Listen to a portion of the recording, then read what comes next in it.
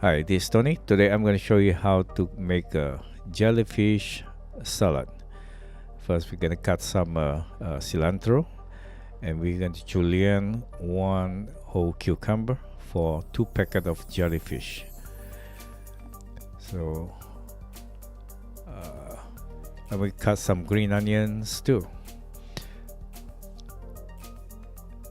So once the